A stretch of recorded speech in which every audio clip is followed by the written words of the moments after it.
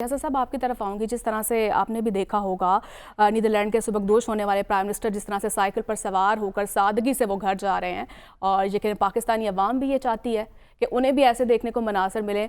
यहाँ तो पाकिस्तान में हटो बचो वो प्रोटोकॉल वाली जो बातें हैं, शहाना प्रोटोकॉल हम देखते हैं, अरबों खरबों की गाड़ियों में वही जो अवाम जो इलेक्ट करती है उनके पैसों से जिस तरह से हम देखते हैं शहाना वो प्रोटोकॉल चल रहा होता है।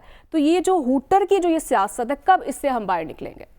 देखिए, बुनियादी तौर पे माशरे को बहुत सारी बीमारियां जो हैं वो उसको खाई जा रही हैं। बहुत सारी बीमारियां लाहक हैं और ऐसे हमारे माशरे में ज़ख़म जो हैं वो इतने ख़तरनाक पोजीशन पर पहुंच गए हैं, पीप भर गई है कि हम उसका वक्ती या मुख्तसरन कोई लॉन्ग टर्म प्लान नहीं करके बल्कि अपनी जान छुड़ाने के लिए वक्ती कर लेते हैं, कुछ थोड़ी देर के लिए, 6 माह के लिए, साल के लिए उसका इलाज करते हैं और दोबारा फिर हम उसी पोजीशन पर आके पहुंच जाते हैं जी।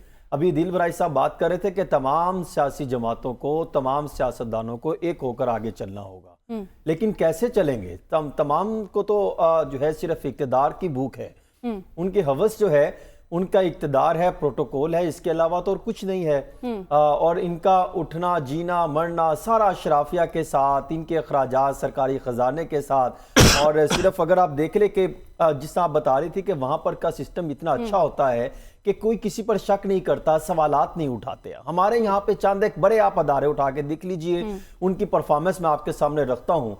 फॉर एग्जाम्पल, आप इलेक्शन कमीशन ऑफ पाकिस्तान को आप देखिए, जिसने ये सारा मोड़ तब्दील करना होता है। हम तो समझ रहे थे कि जो तारीख रात चली आ रही है, ये नया सूरज निकलेगा, हालात बेहतर हो जाएंगे, जो है वो रोशनी हमें दिखाई दे रही थी कि आ जाएंगे, बेहतरी की तरफ मामला निकलेंगे। लेकिन सबसे बड़ा सवाल इलेक्शन कमीशन ऑफ पाकिस्तान पर है कि जिन्होंने ये मामला क्लियर नहीं किया कि इलेक्शन क्या ये शिफाफ हुए या नहीं हुए, मेरिट पर हुए या नहीं हुए, और फिर उनके साथ दीगर अदारों का भी जो काम था इस सारे पोजीशन को बेहतर बनाने में, उनकी भी कहीं ना कहीं बल्कि ज्यादा से ज्यादा उनकी गलतियां जो है वो हमने देखा सरे फहरिस्त रही। भाग दौड़ में रहे कि किसने सबसे ज्यादा गलतियां करनी है, कौन सा अदारा जिस पर सवालात उठते दिखाई दें। कोई एक अदारा हमें दिखाई नहीं देता। आप नैब उठा के देख लीजिए, वहां पे किस तरह 470 अरब रुपए के केसेस बंद किए गए, किस तरीके से अफराद के खिलाफ केसेस बनाए गए, किस तरीके से इस अदारे को इस्तेमाल किया गया। फिर आप देखिए फेडरल इन्वेस्टिगेशन एजेंसी FIA को आप देखिए,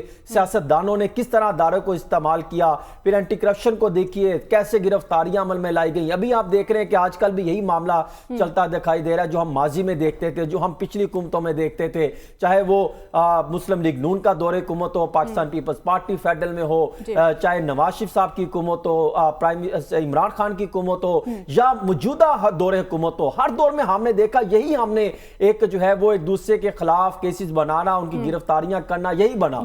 और फिर तीसरा क्या देखा? प्रोटोकॉल। मुझे एक प्रोटोकॉल से एक वाकया याद आ गया, अगर वो भी मैं आपके सामने रख दूं। फिर मैं आपके सामने रखता हूं कि आज जो प्रोटोकॉल के नाम पर और गरीबों को सामने रखते हुए किस तरीके से इन्होंने बंदर बांट किया। और ये जो मिफ्ता इस्माइल साहब जो बात करते हैं ना कि ये अगर आप जो ये डॉक्यूमेंट्स में जो चीजें इकदाम की जा रही हैं वो बिल्कुल दुरुस्त हैं। अगर जो पढ़ने लिखने वाले अफराद हैं, मैं तो ये कहूंगा कि सिर्फ ये हुकूमत वक्त जो है, ये तमाम जो इन्होंने बजट जारी किया है, जो बजट पास किया है, वो उसका उर्दू में एक जो है वो इसकी तखलीस उर्दू नहीं तो बल्कि एक आसान उर्दू में ये अवाम के लिए पेश कर दें।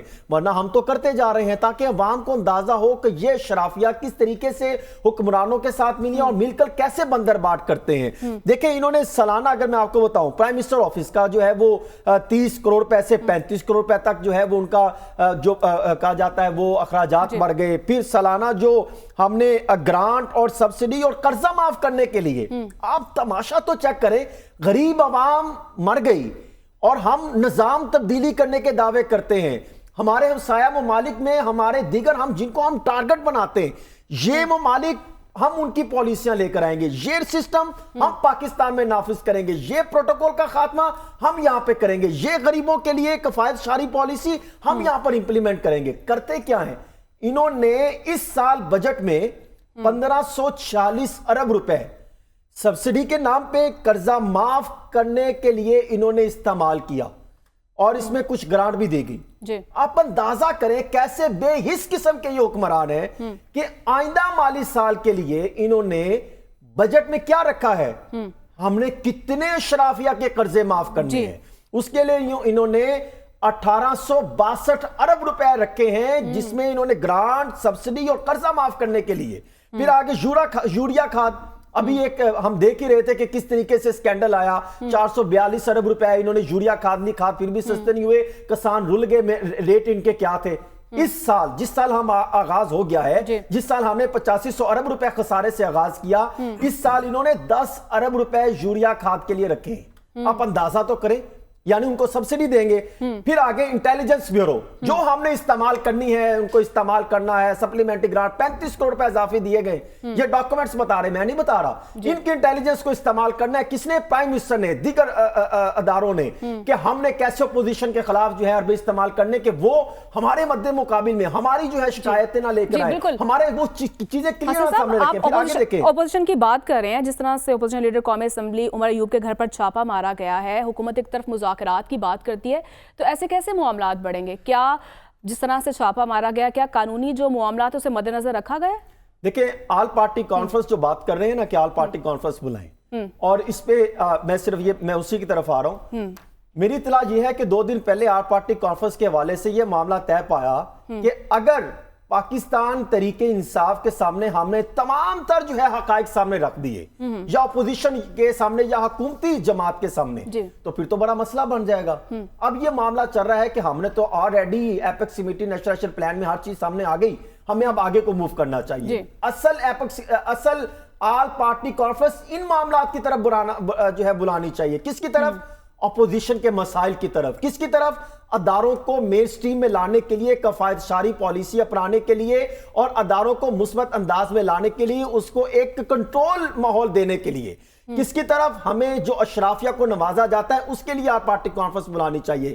کس کے لیے بلانی چاہیے؟ ہمیں بلانی چاہیے جو الیکشن کمیشن آف پاکستان پر سوالات اٹھتے ہیں, جو جس طریقے سے فارم 45 جاری کیے گئے, فارم 47 جاری کیے گئے اور فارم 46 جاری کیے گئے, ان کی تحقیقات کے لیے. کس کے لیے؟ اس کے لیے بلایا جاتے ہیں جو اعلیٰ اشرافیہ کو, حکمران کو پروٹوکول دیے جاتے ہیں